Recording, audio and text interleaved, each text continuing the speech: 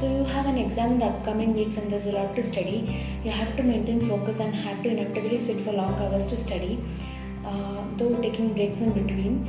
With all the last moment anxiety and nervousness kicking in, it's very difficult to maintain your focus for long hours at a stretch. So in today's video, I'm going to share some scientific study tips that have helped me extend my focus and study for long hours, at least for a considerable period of time, especially before an exam. First and the most important thing is maintain a positive mindset before starting the session. Not only does this positive mindset or the optimistic thought help us remain calm, but it also helps us remember and retain more information with ease. If studying a single long chapter is making you hit the saturation point, then give your brain the change that it demands. Try switching the topic, because many a time switching the topic can help you regain your lost focus. But a word of caution is too much switching of topics or switching the topics too often can lead to a lot of mental fatigue and cognitive work in itself. Let us all admit that we all love to read books which has more pictures, which has more engaging font, engaging text, or some interesting things in between. So reading textbook with small font and almost no pictures can be boring at times. So try to use various resources in your study that can help you keep engaged for long study hours. For instance, maybe watching a video related to the topic or searching images in topics that you find hard to visualize can be extremely helpful.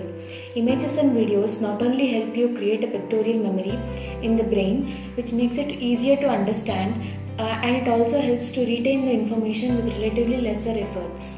Solving some questions or MCQs can also help you recall more info, and it is a more active process rather than just passive reading. So solving some questions in between can also help you break the monotony and regain the focus. Studying for long hours doesn't essentially mean that you have to sit with your books the entire day in one corner and try to study it, because that will eventually lead to burnout. What you can do instead is space out your study sessions and take short breaks. But remember, what you do in these breaks can greatly determine the outcome in your next sessions.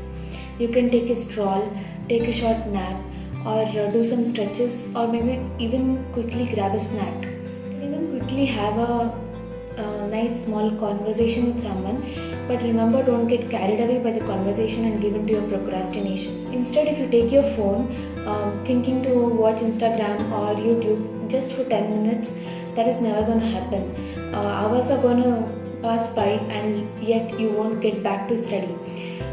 This can lead to endless scrolling, binge watching cycle, and later on lead to regret, and this is just a cycle which goes on and on.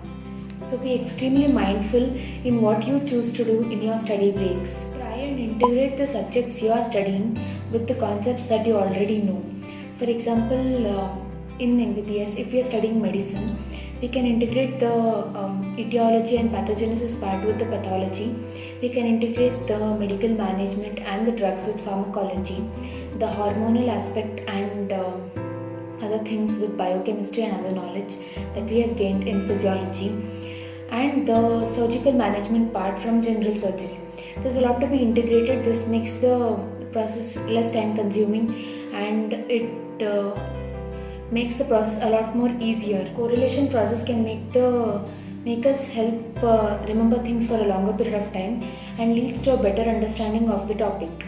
So there are many people who lack the motivation to study alone.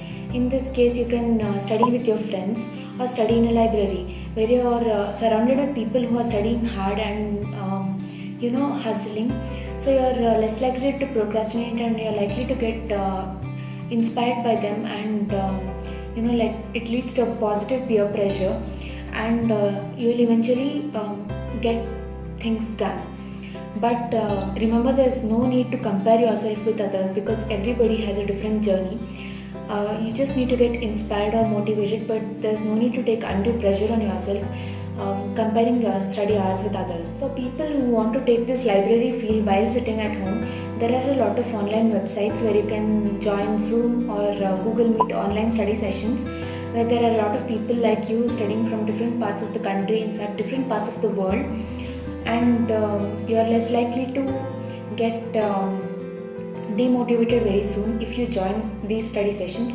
So you can maintain your focus for long hours. Before beginning the topic, take a general overview of it, the subheadings in the topic, the idea behind the topic, because when you are studying, you can know how much you have completed and how much is there to be completed yet. When we know how far we have come and when we know the end point of the topic, it's much more likely and that we complete it, and the process becomes very much easier rather than when we are just reading blindly without knowing the vastness of the topic.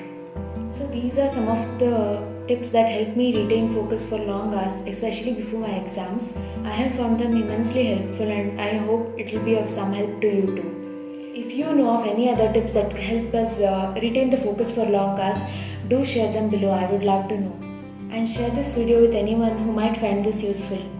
Thank you for watching. Until next time, take care.